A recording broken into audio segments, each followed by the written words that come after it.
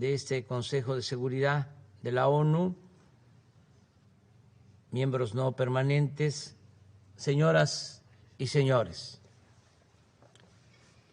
No vengo a hablar de seguridad como sinónimo de poderío militar, ni como argumento para el empleo de la fuerza contra nadie. En cambio, mi planteamiento se basa en lo que postuló ese titán de las libertades, según Pablo Neruda, que fue el presidente Franklin Delano Roosevelt cuando se creó la Organización de las Naciones Unidas. El derecho a una vida libre de temores y miserias, que sigue siendo el más sólido fundamento de la seguridad para todas las sociedades y los estados. El principal obstáculo para el ejercicio de ese derecho es la corrupción en todas sus expresiones. Los poderes transnacionales, la opulencia y la frivolidad como formas de vida de las élites, el modelo neoliberal que socializa pérdidas, privatiza ganancias y alienta el saqueo de los recursos naturales y de los bienes de los pueblos y naciones. Es corrupción el que tribunales castiguen a quienes no tienen con qué comprar su inocencia y protejan a potentados y a grandes corporaciones empresariales que roban al erario o no pagan impuestos. Es corrupción la impunidad de quienes solapan y esconden fondos ilícitos en paraísos fiscales, y es corrupción también la usura que practican accionistas y administradores de los llamados fondos buitres, sin perder siquiera su respetabilidad. Sería hipócrita ignorar que el principal problema del planeta es la corrupción en todas sus dimensiones: la política, la moral, la económica, la legal, la fiscal y la financiera. Sería insensato omitir que la corrupción es la causa principal de la desigualdad, de la pobreza, de la frustración, de la violencia, de la migración y de graves conflictos sociales. Estamos en decadencia porque nunca antes en la historia del mundo se había acumulado tanta riqueza en tan pocas manos, mediante el influyentismo y a costa del sufrimiento de otras personas, privatizando lo que es de todos o lo que no debe tener dueño, adulterando las leyes para legalizar lo inmoral, desvirtuando valores sociales para hacer que lo abominable parezca negocio aceptable. Veamos, por ejemplo, lo sucedido con la distribución de la vacuna contra el COVID-19. Mientras las farmacéuticas privadas han vendido el 94% de las vacunas, el mecanismo COVAX, creado por la ONU para países pobres, apenas ha distribuido el 6%. un doloroso y rotundo fracaso. Este dato simple debiera llevarnos a admitir lo evidente. En el mundo actual, la generosidad y el sentido de lo común están siendo desplazados por el egoísmo y la ambición privada. El espíritu de cooperación pierde terreno ante el afán de lucro y con ello nos deslizamos de la civilización a la barbarie y caminamos como enajenados, olvidando principios morales y dando la espalda a los dolores de la humanidad. Si no somos capaces de revertir estas tendencias mediante acciones concretas, no podremos resolver ninguno de los otros problemas que aquejan a los pueblos del mundo. ¿Qué estamos haciendo en México? Hemos aplicado la fórmula de desterrar la corrupción y destinar al bienestar del pueblo todo el dinero liberado con el criterio de que por el bien de todos, primero los pobres. Optar por los pobres implica adicionalmente asumir que la paz es fruto de la justicia y que ningún país puede ser viable si persisten y se incrementan la marginación y la miseria. Por ello sostenemos que la solución de fondo para vivir libres de temores, riesgos y violencia es acabar con el desempleo, favorecer la incorporación de los jóvenes al trabajo y al estudio, evitar la desintegración familiar, la descomposición social y la pérdida de valores culturales, morales, espirituales.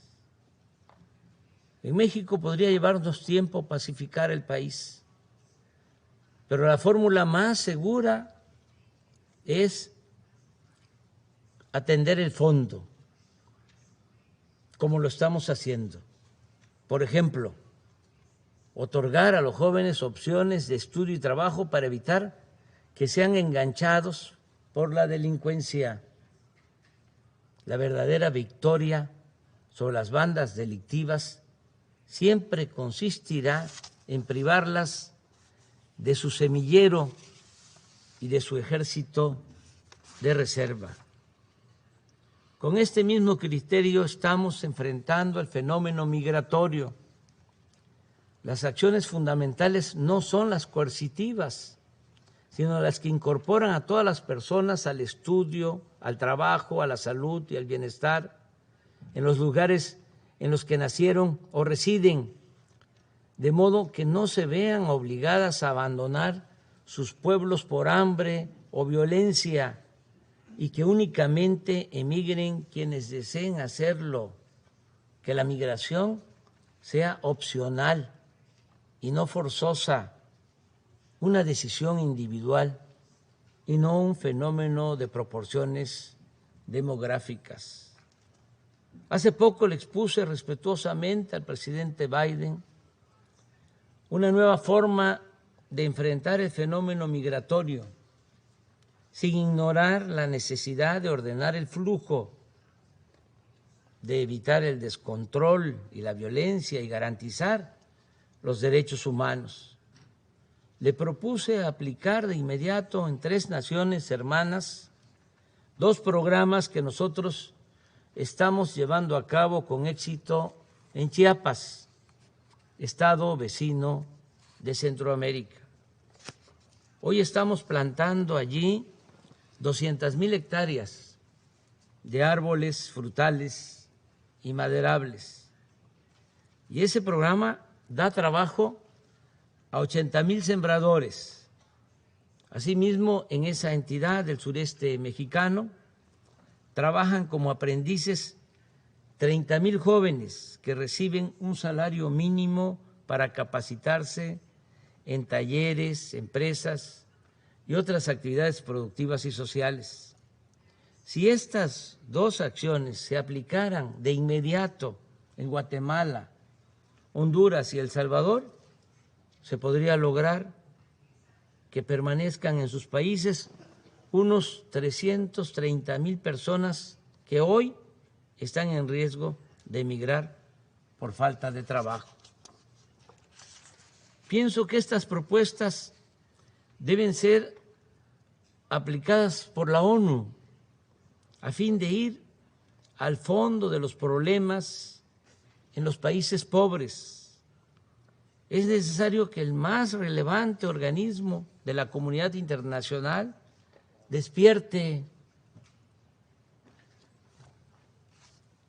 de su letargo y salga de la rutina, del formalismo, que se reforme y que denuncie, combata la corrupción en el mundo, que luche contra la desigualdad y el malestar social que cunden en el planeta, con más decisión, profundidad, con más protagonismo, con más liderazgo. Nunca en la historia de esta organización se ha hecho algo realmente sustancial en beneficio de los pobres. Pero nunca es tarde para hacer justicia. Hoy es tiempo de actuar contra la marginación, atendiendo las causas y no solo las consecuencias. A tono con esta idea, en los próximos días la representación de México propondrá a la Asamblea General de las Naciones Unidas un plan mundial de fraternidad y bienestar. El objetivo es garantizar el derecho a una vida digna a 750 millones de personas que sobreviven con menos de $2 diarios.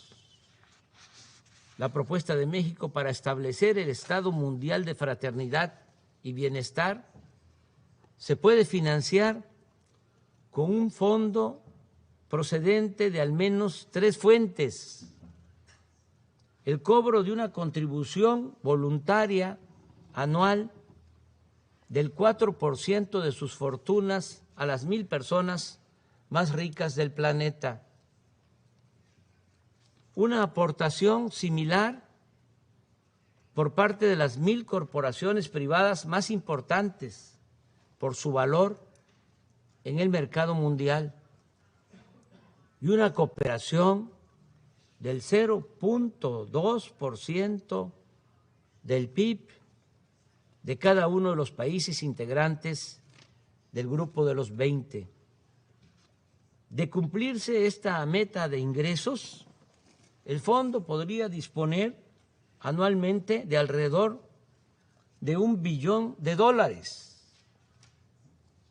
En su informe anual, la ONU podría destinar un día para otorgar reconocimientos o certificados de solidaridad a personas, corporaciones y gobiernos que destaquen por su vocación humanitaria, ayudando a financiar el Plan Mundial de Fraternidad y Bienestar. Los recursos de este fondo deben llegar a los beneficiarios de manera directa, sin intermediación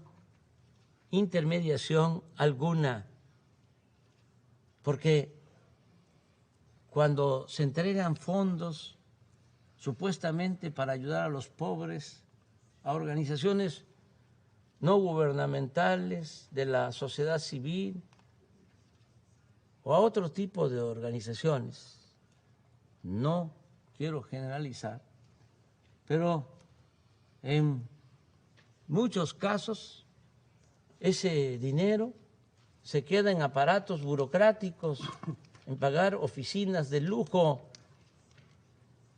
en mantener asesores o se desvía y termina por no llegar a los beneficiarios. Por eso, repito, los recursos de este fondo deben llegar a los beneficiarios de manera directa, sin intermediación alguna, mediante una tarjeta o un monedero electrónico personalizado.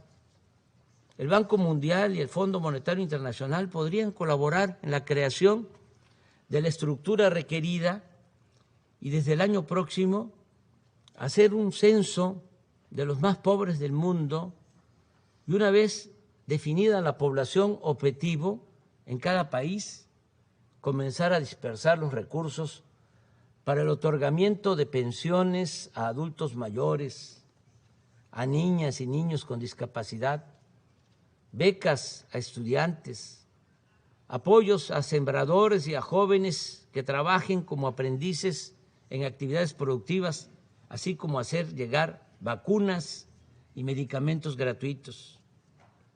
No creo, lo digo con sinceridad, que alguno de los miembros permanentes de este Consejo de Seguridad se oponga a nuestra propuesta, pues esta no se refiere a armas nucleares o invasiones militares, ni pone en riesgo la seguridad de ningún Estado. Por el contrario, busca construir estabilidad y paz por medio de la solidaridad con quienes más necesitan de nuestro apoyo. Estoy seguro que todas y todos, ricos y pobres, donantes y beneficiarios, vamos a estar más tranquilos con nuestra conciencia y viviremos con mayor fortaleza moral. Aquí recuerdo lo que sostenía Adam Smith: por más egoísta que quiera suponerse al hombre, evidentemente hay algunos elementos en su naturaleza que lo hace interesarse en la suerte de los otros, de tal modo que la felicidad de estos le es necesaria, aunque de ello nada obtenga, a no ser el placer de presenciarla. Con otras palabras, solo siendo buenos podemos ser dichosos. Y nunca olvidemos que es un deber colectivo de las naciones ofrecer a cada una de sus hijas e hijos el derecho a la alimentación, la salud, la educación, el trabajo, la seguridad social, el deporte y la recreación.